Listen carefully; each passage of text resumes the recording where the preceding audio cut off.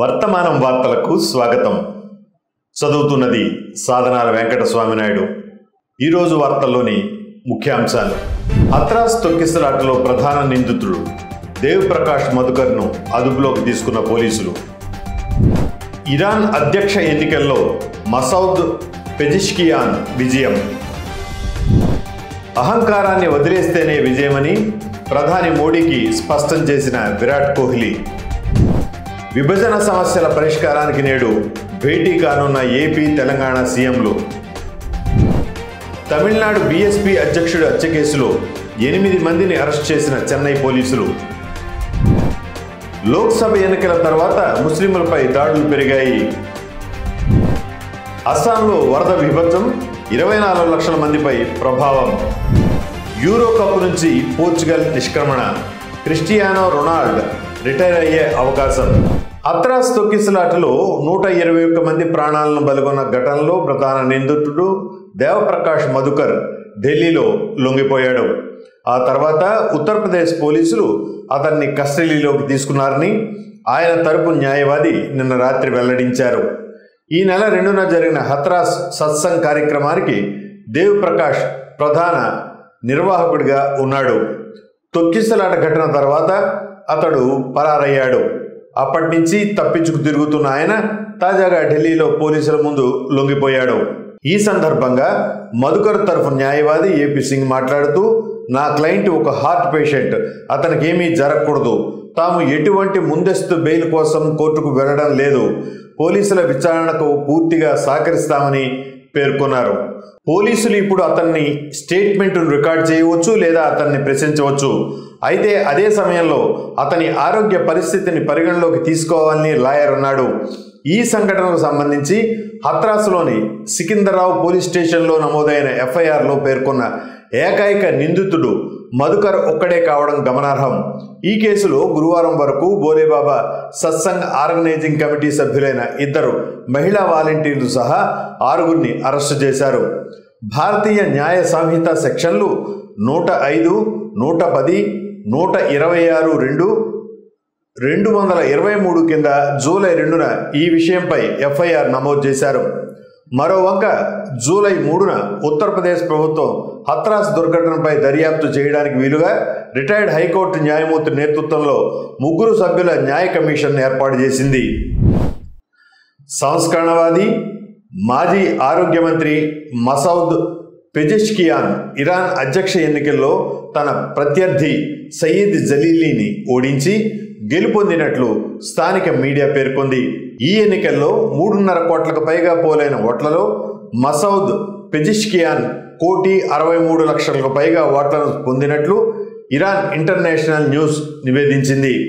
అయితే ఓటింగ్ శాతం 49.8గా ఉంది. ఇది మొదటి దశ ఎన్నికల కంటే చాలా తక్కువగా ఉంది.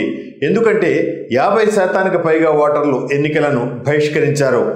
ఇరాన్ ప్రెసిడెన్షియల్ ఎన్నికల ప్రక్రియకు సంబంధించి ఓటింగ్ శుక్రవారం ఉదయం ప్రారంభమైంది. 2 ప్రధాన పోటీదారులు మసౌద్ పెజిష్కియాన్, సయీద్ జలీలీ పోటీ పడ్డారు. ఇరాన్ జూన్ 28న ఎన్నికలకు వెళ్ళింది.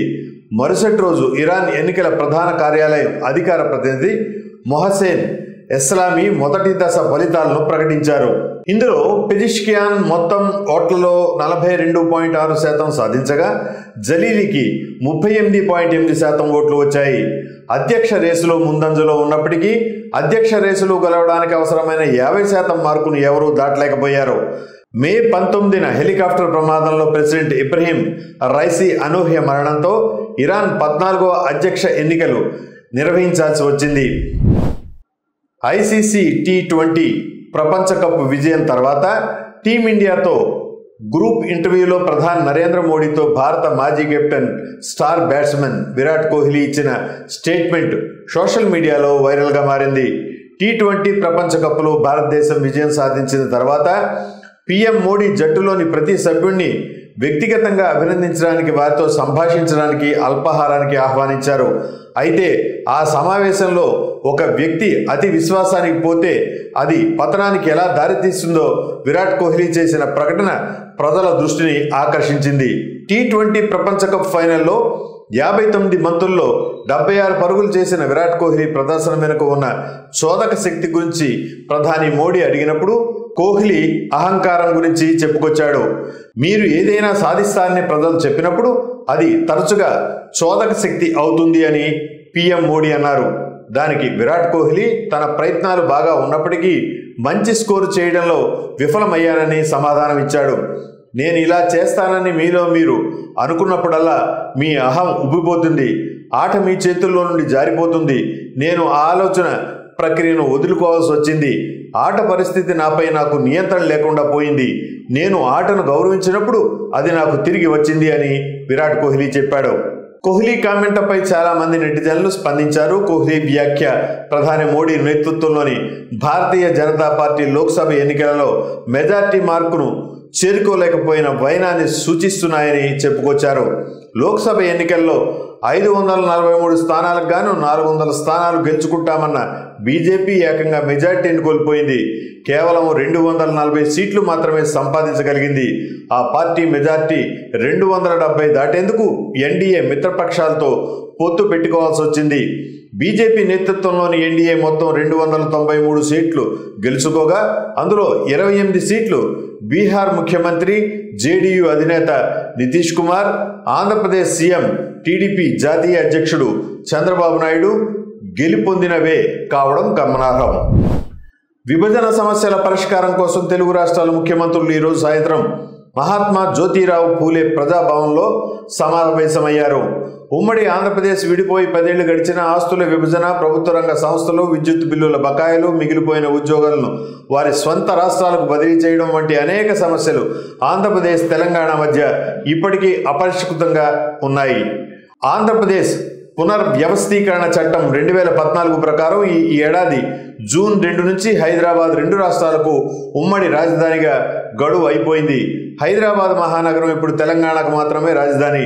అధికారిక వర్గాల ప్రకారం ఆంధ్రప్రదేశ్ పునర్వ్యవస్థీకరణ చట్టం 2014 షెడ్యూల్ 9, షెడ్యూల్ 10లో జాబితా చేయబడిన అవిభాజ్య రాష్ట్రంలోని వివిధ ప్రభుత్వ సంస్థలు, కార్పొరేషన్ల విభజన 2 రాష్ట్రాల మధ్య పూర్తి కాలేదు. అనేక సమస్యలపై ఏకాభిప్రాయం కుదరలేదు. మరోవంక ఆంధ్రాలో విలీనమైన పోలవరం, మునక గ్రామాలు తిరిగి ఇచ్చేలా తెలంగాణ ప్రభుత్వం ఒత్తిడి తేవాలని ప్రతిపక్ష బీఆర్ఎస్ నాయకులు డిమాండ్ చేశారు. చర్చలకు చొరవ చూపుతూ అపరిష్కృతంగా ఉన్న విభజన సమస్యలను పరిష్కరించేందుకు జూలై 6న ముఖాముఖి సమావేశం ప్రతిపాదిస్తూ ఏపీ సీఎం చంద్రబాబు నాయుడు గత వారం తెలంగాణ ముఖ్యమంత్రికి లేఖ రాశారు. ఈ ప్రతిపాదనను స్వాగతించిన రేవంత్ రెడ్డి జూలై 6న ఏపీ సీఎంను చర్చలకు ఆహ్వానించారు. రేవంత్ రెడ్డి కాంగ్రెస్లో చేరడానికి ముందు టీడీపీ తెలంగాణ యూనిట్ వర్కింగ్ ప్రెసిడెంట్గా కూడా పనిచేసినందున ఏపీ సీఎంతో తెలంగాణ సీఎంకు సత్సంబంధాలే ఉన్నాయి. సంచలనం సృష్టించిన తమిళనాడు బీఎస్పీ అధ్యక్షుడు ఆర్మ్స్ట్రాంగ్ హత్యతో సంబంధం ఉన్న 8 మంది అనుమానితులను చెన్నై పోలీసులు అరెస్ట్ చేశారు.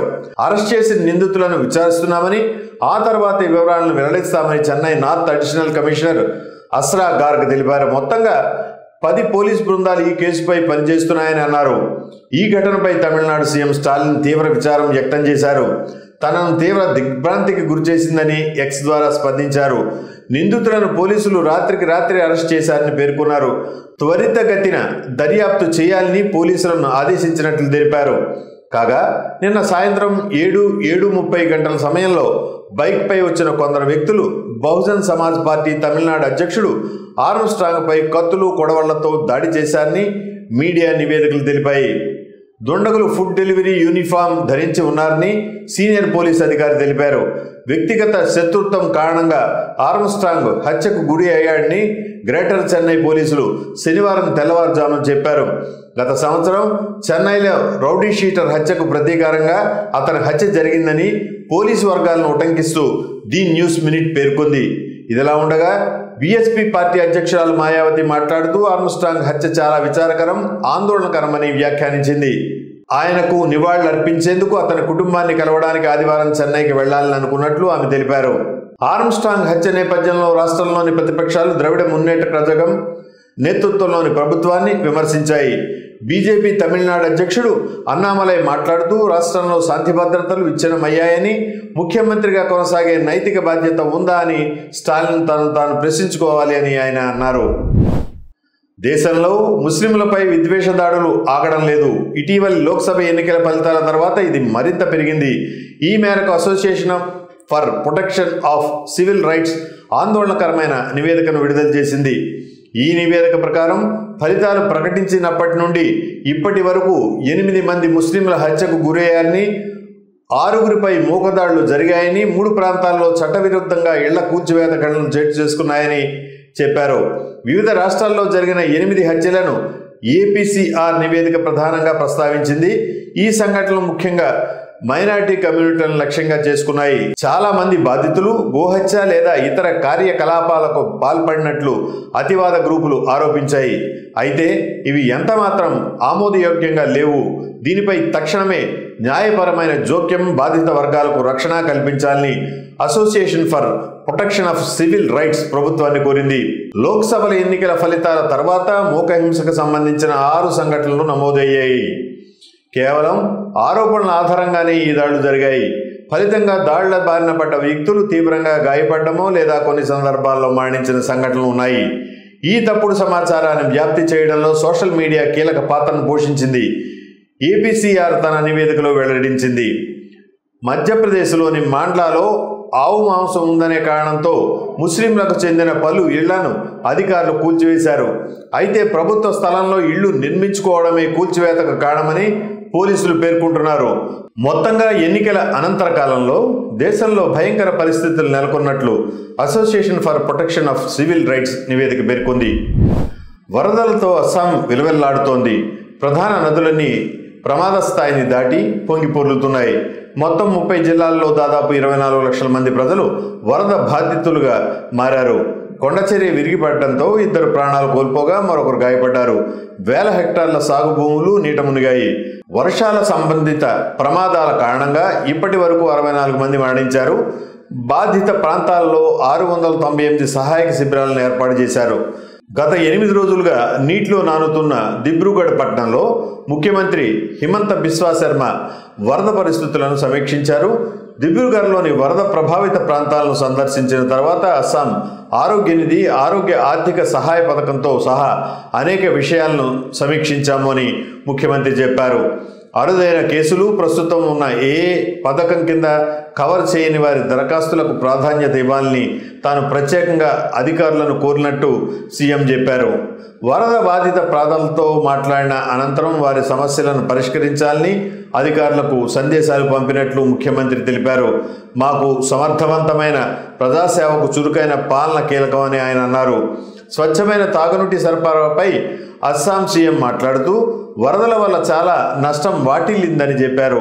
రాష్ట్ర వ్యాప్తంగా జల్ జీవన్ మిషన్ పథకం ఈ క్లిష్ట సమయాల్లో ఆదుకుందని చెప్పారు. పరివర్తన నీటి సరఫరా ప్రాజెక్టు ఈ కష్ట సమయాల్లో స్వచ్ఛమైన తాగునీటిని సరఫరా చేస్తోంది అని సీఎం చెప్పారు. Assam state disaster management authority bulletin ప్రకారం ఈ సంవత్సరం వరదలు, కొండచర్యలు, తుఫాన్ల కారణంగా 64 మంది మరణించారు. మొత్తం 47,103 మంది బాధితులు 612 శిబిరాల్లో ఆశ్రయం పొందగా నాన్ రిలీఫ్ క్యాంపుల్లో ఉన్న 4,18,614 మందికి సహాయక సామాగ్రిని అందించారు. యూరోపియన్ ఛాంపియన్షిప్లో పోర్చుగల్కు ఓటమి. క్రిస్టియానో రొనాల్డో అంతర్జాతీయ కెరీర్కు తెరపడే అవకాశం ఉంది. పోర్చుగల్ స్టార్ తన భవిష్యత్తుపై ఎటువంటి ప్రకటనలు చేయనప్పటికీ 38 ఏళ్ల ఫార్వర్డ్ ఆటగాడు జర్మనీలో జరిగిన టోర్నమెంట్లో ఒక్క గోల్ కొట్టకుండానే నిష్క్రమించాడు. ఫ్రాన్స్లో జరిగిన తమ క్వార్టర్ ఫైనల్ 4లో పోర్చుగల్ నిర్ణీత సమయం వరకు ఒక్క గోల్ కూడా కొట్టలేకపోయింది. దీంతో పెనాల్టీ షూటౌట్కు చేరిన ఈ మ్యాచ్లో 5-3 తేడాతో ఓడిపోయింది. అయితే మ్యాచ్ ముగిసిన తర్వాత రొనాల్డో ఆఖరి ఆట ఇదేనా అని కోచ్ రాబర్టో మార్టినేజ్ను అడిగినప్పుడు దాని గురించి మాట్లాడటం చాలా తొందరపాటు అవుతుంది. రొనాల్డో ఎలాంటి వ్యక్తిగత నిర్ణయాలు తీసుకోలేదని అన్నాడు. 3 సార్లు ప్రపంచ కప్ విజేత పీలే, మారడోనా, చిరకాల ప్రత్యర్థి లియోనెల్ మెస్సీ తమ అసాధారణ ప్రతిభతో ప్రపంచ కప్ను గెలుచుకున్నారు. రొనాల్డో గెలవలేదు. కానీ జాతీయ జట్టు గణాంకాల పరంగా అందరికంటే ముందున్నాడు. పోర్చుగల్ స్టార్ ఆటగాడిగానే కాదు, అంతర్జాతీయ ఫుట్బాల్ చరిత్రలో క్రిస్టియానో రొనాల్డో అత్యధిక గోల్స్ వీరుడిగా కొనసాగుతున్నాడు. పోర్చుగల్ తరపున అతడు 130 గోల్స్ కొట్టాడు. మరోవైపు అర్జెంటీనా దిగ్గజం లియోనల్ మెస్సీ 108 గోల్స్తో రెండో స్థానంలో ఉన్నాడు. అయితే మెస్సీ ఖాతాలో వరల్డ్ కప్ ఉండగా రొనాల్డ్కు మాత్రం ఆ లోటు అలాగే ఉండిపోయింది. ఈ వార్తలు ఇంతటితో సమాప్తం. మళ్ళీ వచ్చే బులెటిన్లో కలుసుకుందాం. నమస్కారం.